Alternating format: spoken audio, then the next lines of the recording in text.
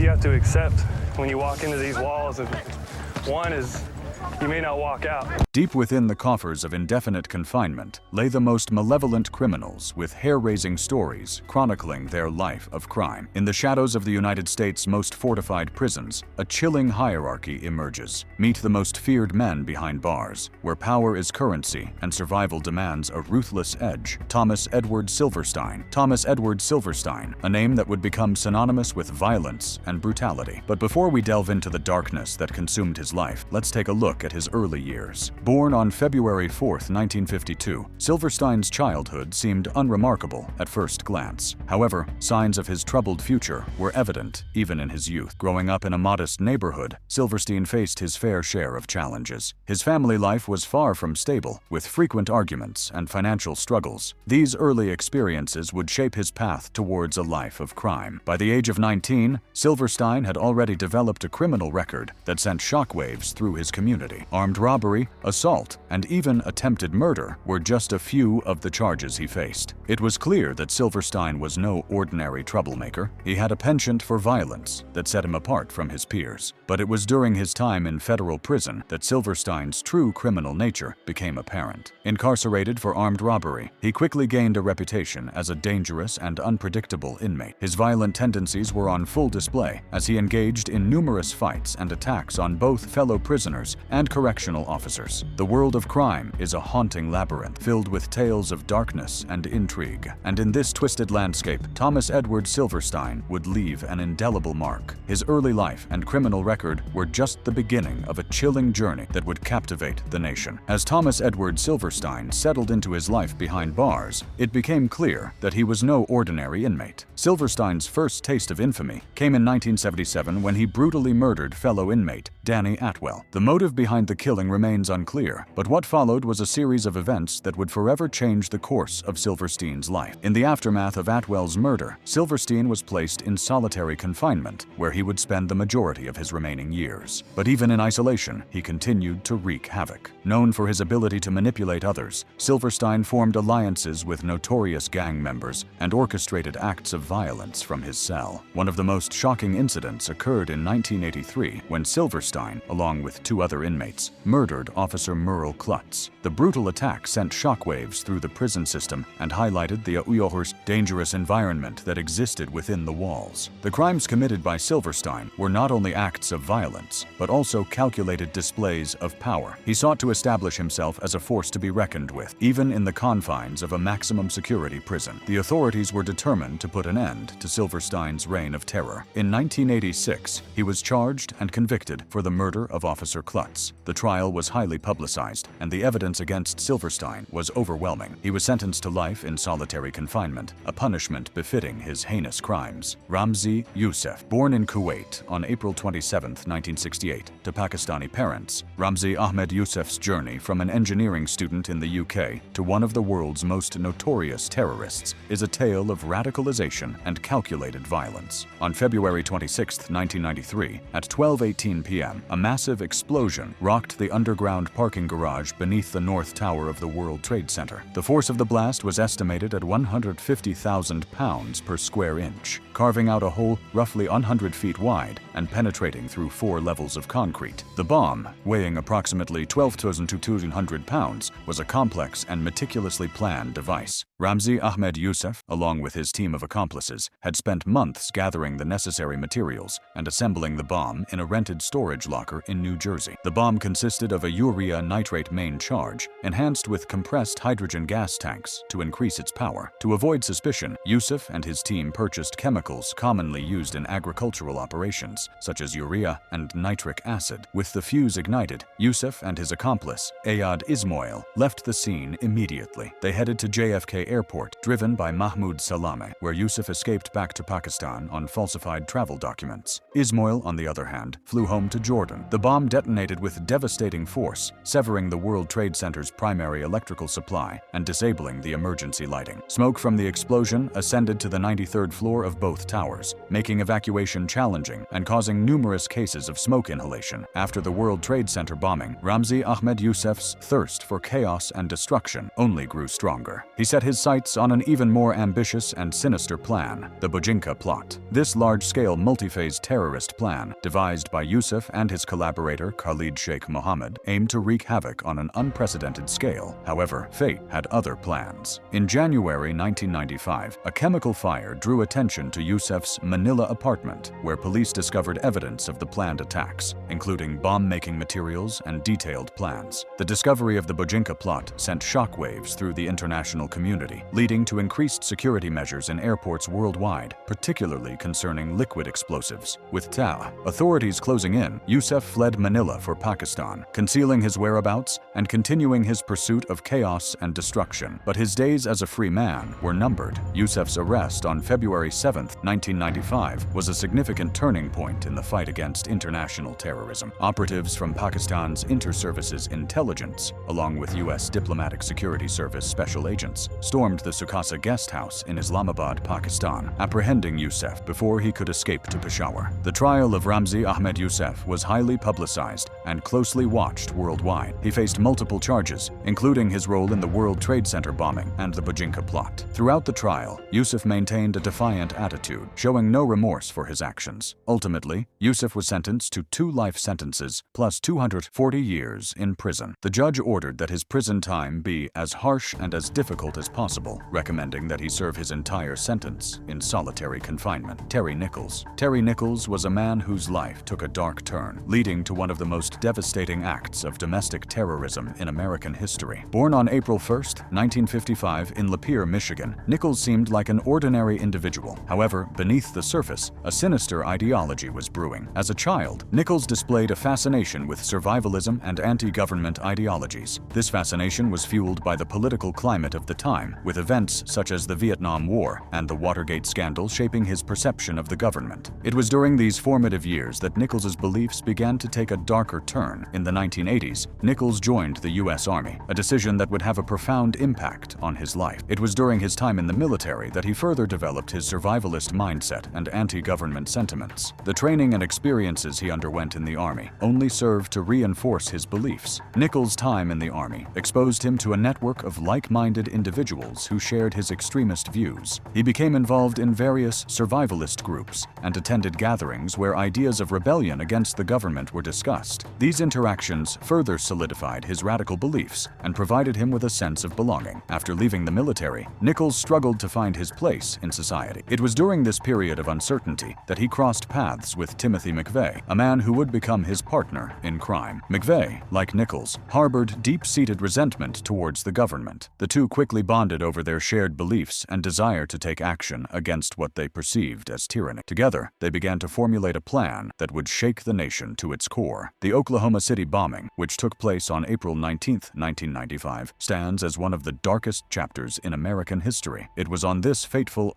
day that Terry Nichols and Timothy McVeigh executed their plan to unleash chaos and destruction upon the Alfred P. Murrah Federal Building. 02 a.m., a massive explosion ripped through the federal building, reducing it to rubble and leaving a trail of devastation in its wake. The explosion claimed the lives of 168 people, including 19 children, and injured over 500 others. As the investigation unfolded, the true extent of Nichols' involvement became clear. The trial that followed was a highly publicized event, capturing the attention of the nation. The prosecution presented a mountain of evidence against Nichols, painting him as a key player in the bombing. Witnesses testified to his involvement, recounting conversations they had with him about their shared anti-government beliefs. Despite the overwhelming evidence, Nichols maintained his innocence, claiming that he had no knowledge of McVeigh's intentions. However, the jury was not convinced. In 1997, Nichols was found guilty on federal charges, including conspiracy to use a weapon of mass destruction and involuntary manslaughter. Jeff Fort. In the late 1960s, a young man named Jeff Fort emerged as a prominent figure in Chicago's street organizations. Born as Jeff Fort, he would later adopt the name Prince Imam Malik, a title that reflected his growing influence and power. Jeff Fort's journey to notoriety began when he took control of the Blackstone Rangers gang, a group that would become synonymous with violence and criminal activities. The Blackstone Rangers, originally formed as a community organization, had transformed into a street gang under the leadership of of Jeff Fort. With his charismatic personality and strategic mindset, Fort quickly rose through the ranks, gaining the loyalty and respect of his fellow gang members. He possessed a unique ability to unite disparate factions within the gang, forging a formidable force that struck fear into the hearts of their rivals. Under Fort's leadership, the Blackstone Rangers expanded their territory and influence throughout the south side of Chicago. They controlled the drug trade, extorted local businesses, and engaged in acts of violence to maintain their dominance. Fort's control over the gang was absolute, and he ruled with an iron fist, demanding unwavering loyalty from his followers. But what set Jeff Fort apart from other gang leaders was his vision for the Blackstone Rangers. He saw the potential to transform the gang into a force for positive change in the community. Fort believed that by providing social services and advocating for the rights of African Americans, the Blackstone Rangers could uplift their community and break the cycle of poverty and violence. To achieve this vision, Fort established various community programs under the Blackstone Rangers umbrella. They offered educational initiatives, job training, and mentorship programs to empower young people and provide them with alternatives to a life of crime. Fort's efforts garnered attention and support from local residents, community leaders, and even politicians. However, it wasn't long before the darker side of the Blackstone Rangers' activities overshadowed their community initiatives. The gang's involvement in criminal activities, including drug trafficking and acts of violence, became increasingly notorious. The media began to focus on the negative aspects of the gang, painting a picture of a ruthless criminal organization. Rumors swirled about Fort's alleged involvement in murders and other violent acts. His control over the Blackstone Rangers gang allowed him to operate with relative impunity, instilling fear in those who dared to cross his path. The streets of Chicago became a battleground, with rival gangs vying for control and innocent lives caught in the crossfire. But it was not just the violence that brought Jeff Fort under the scrutiny of law enforcement. In the mid-1970s, he faced a different kind of legal trouble. Fort was charged with misusing federal grant money intended for community programs. It was a shocking revelation that tarnished his reputation and exposed the darker side of his leadership. The trial that followed was highly publicized, capturing the attention of the nation. Witnesses testified about Fort's extravagant lifestyle, which seemed incongruous with the supposed mission of the Blackstone Rangers. The prosecution painted a picture of a man who had lost sight of his original vision and succumbed to the temptations of power and greed. Eric Rudolph. From his troubled upbringing to his involvement in extremist ideologies, Eric Rudolph's story is a stark reminder of the dangers that can lurk within society. With a series of meticulously planned bombings that targeted abortion clinics and the 1996 Olympic Games in Atlanta, Rudolph's reign of terror left a trail of destruction and instilled fear in the hearts of many. Eric Robert Rudolph was born on September 19, 1966, in Merritt Island, Florida. From an early age, Rudolph's life was marked by turmoil and instability. His father, Robert Rudolph, was a World War II veteran who battled with alcoholism, while his mother, Patricia Rudolph, was a devout Christian who sought solace in her faith. As a child, Rudolph displayed signs of intelligence and athleticism, but his troubled family life took a toll on his emotional well-being. The constant tension at home and the absence of a stable father figure left a void in Rudolph's life, which would later be filled by extremist ideologies. It was during his teenage years that Rudolph's life took a dark turn. He became entangled in white supremacist groups and embraced their hateful ideologies. These groups provided him with a sense of belonging and purpose, fueling his growing anger and resentment towards those he perceived as enemies. The first act of violence that would mark Rudolph's path occurred on January 29, 1997, at the Northside Family Planning Services Clinic in Atlanta, Georgia. The explosion claimed the life of an innocent bystander and left several others injured. The nation was on high alert as law enforcement agencies launched an intensive investigation to identify the person responsible for the Atlanta bombing. Little did they know that this was just the beginning of a series of devastating attacks that would grip the nation with fear. On July 27, 1996, during the Summer Olympics in Atlanta, Rudolph struck again. This time, his target was Centennial Olympic Park, where thousands of people had gathered to celebrate the spirit of unity and athleticism. Placing a bomb in the crowded park, Rudolph unleashed chaos and destruction, claiming the lives of 2 innocent individuals and injuring over 100 others. The manhunt for Rudolph proved to be a formidable challenge for law enforcement officials, as he utilized his knowledge of the Smoky Mountains to evade capture. Despite the difficulties, their determination remained unwavering, driven by a sense of justice and a commitment to the victims and their families, until he was captured. John Wayne Gacy. In the quiet streets of Chicago, a darkness was brewing beneath the surface. John Wayne Gacy, born on March 17, 1942, seemed like any other child at first glance. But behind closed doors, his life was marred by a troubled upbringing that would shape his twisted path. Gacy's father, John Stanley Gacy, was a hard and abusive man. He would often unleash his anger on Gacy's mother, Marion Elaine Robinson, leaving her battered and broken. As a young boy, Gacy witnessed these horrifying scenes, his innocence shattered by the violence that plagued his home. In 1962, at the age of 20, he left his troubled home behind and set off for Las Vegas in search of a fresh start. However, his time in Sin City would be short-lived, as he quickly returned to Chicago, where he would unknowingly embark on a path of unimaginable horror. Little did the world know that behind Gacy's charming smile and seemingly normal demeanor, a sadistic monster was lurking, ready to unleash his darkest desires. As Gacy settled back into life in Chicago, he appeared to be an upstanding member of society. He married and started a family, presenting himself as a loving husband and successful businessman. But beneath this facade of normalcy, a sinister transformation was taking place. Gacy's construction business became a hunting ground for his sadistic desires. He would target young men who were vulnerable or connected to his line of work, luring them to his home under false pretenses. Once there, he would subject them to unimaginable horrors. Gacy's modus operandi was chillingly methodical. He would drug and torture his victims, breaking their spirits and asserting his dominance over them. And when he had satisfied his sadistic urges, he would strangle them, extinguishing their lives without remorse. For years, Gacy's crimes went unnoticed. He was well respected in his community, using his status to manipulate and deceive those around him. But his reign of terror would eventually come to an end. It was the disappearance of a young man from a good family that sparked the beginning of the end for Gacy. In 1978, detectives searching for 15-year-old Robert Piest made a horrifying discovery. Beneath the floorboards of Gacy's house, in a hidden crawl space, they unearthed the remains of a decomposing body. This shocking revelation was just the tip of the iceberg. As the investigation deepened, more bodies were uncovered, each one a testament to Gacy's sadistic nature. In total, 27 young men were found buried on his property, their lives brutally taken by the man they had trusted. Gacy's erratic behavior during the investigation only added to the horror. His twisted mind seemed to revel in the attention as he taunted investigators and showed no remorse for his heinous acts. The neighbors, who had once seen him as a normal, hard-working individual, were left in disbelief. But amidst the grim discoveries, there was one haunting realization. None of the bodies found belonged to Robert Piest. It was later revealed that Gacy had disposed of his remains by throwing him into a river, forever denying his family the closure they desperately sought. And in 1994, after years on death row, Gacy met his ultimate fate, executed for his unspeakable crimes. Nico Jenkins. Nico Jenkins, born on September 16, 1986 in Denver, Colorado, had a troubled childhood that set the stage for a life filled with crime and violence. From a young age, it was clear that Nico was not like other children. His father, David McKee, was not a significant presence in his life, leaving his mother, Lori Jenkins, to navigate the challenges of raising him alone. Even as a child, Nico displayed alarming behavior that hinted at the darkness within him. At the tender age of 7, he shocked his school and community when he brought a .25 caliber handgun to Highland Elementary School. The discovery of the weapon took authorities 4 years, highlighting the extent to which Nico was able to conceal his troubled nature. By the age of 11, Nico had already been accused of stealing 3 times, a clear indication of his early involvement in criminal activities. This pattern of delinquency continued throughout his adolescence, and it became evident that Nico was spiraling down a dangerous path. In 1998, at the age of 12, Nico was sent to a group home in an attempt to provide structure and guidance. However, his stay at the group home was short-lived, as he quickly found himself in a youth detention center. After his release from the detention center, Nico returned to live with his mother, hoping for a fresh start. However, it wasn't long before he found himself back in trouble. Nico Jenkins' killing spree sent shockwaves through the community, leaving a trail of devastation in its wake. His violent acts were not carried out alone, as his family played a disturbing role in the events that unfolded. Just 11 days after his release from prison for carjacking, Nico embarked on a chilling killing spree that would forever stain his name. name. His first victims were Juan Pena and Jorge Ruiz, whom he brutally murdered on August 11. The motive behind these killings remains unclear, but the sheer brutality of the acts sent shockwaves through the community. 8 days later, Nico struck again, this time targeting his own friend, Curtis Bradford. Hours before the murder, Bradford had posted a picture of himself and Nico, unaware of the impending tragedy. Nico's sister believed that Bradford was responsible for shooting up their house, leading to her conviction that he deserved to die. In a cold-blooded act, Nico shot Bradford in the head, extinguishing his life without remorse. 2 days after killing Bradford, Nico encountered Andrea Kruger, a woman simply trying to make her way home from work. Nico pulled her over and, without hesitation, shot her 4 times before stealing her car. When Nico was finally arrested on August 30th, it was not for the murders themselves, but for making terroristic threats. However, the evidence against him was overwhelming. As the investigation unfolded, the shocking truth emerged that Nico's family played a significant role in the murders. What was initially intended to be a robbery took a sinister turn, orchestrated by Nico himself. During his time in prison, Nico's behavior became increasingly erratic. He mutilated himself, carving the number 666 onto his face as a symbol of his allegiance to darkness. He even went as far as slicing his own tongue to resemble a snake, smearing blood on the cell walls. These acts of self-harm and mutilation were a disturbing reflection of the depths of his disturbed mind. Rodney Alcala. Rodney Alcala's twisted journey began on August 23, 1943, in San Antonio, Texas. Born as Rodrigo Jacques Alcala Bucor, he would later become known as Rodney Alcala, a name that would send shivers down the spines of those who crossed his path. When Alcala was just 8 years old, his family moved to Mexico. It was there that his father abandoned them, leaving a void that would haunt Alcala for the rest of his life. Eventually, Alcala, his siblings, and his mother made their way to the bustling city of Los Angeles, seeking a fresh start in the land of dreams and opportunities. As a teenager, Alcala's life took a tumultuous turn. At the age of 17, he joined the army, hoping to find purpose and direction. However, his time in the military was short-lived. In 1964, Alcala suffered a breakdown and was diagnosed with an antisocial personality disorder, leading to his discharge. Little did anyone know that this would be the first glimpse into the darkness that resided within him. Determined to forge a new path, Alcala enrolled in California State University. It was during this time that he began to explore his artistic side, studying fine arts and honing his skills as a photographer. Seeking further artistic inspiration, Alcala transferred to UCLA, where he continued his studies in fine arts. It was here that he would graduate in 1968, armed with a degree that would serve as a facade for the darkness that lurked within him. After graduating, Alcala made a fateful decision to flee California, leaving behind a trail of unanswered questions and a future stained with blood. Adopting the alias John Berger, he ventured to the bustling streets of New York City, where he believed he could reinvent himself and escape the demons that haunted him. In the midst of his new life in New York, Alcala found himself crossing paths with renowned filmmaker Roman Polanski.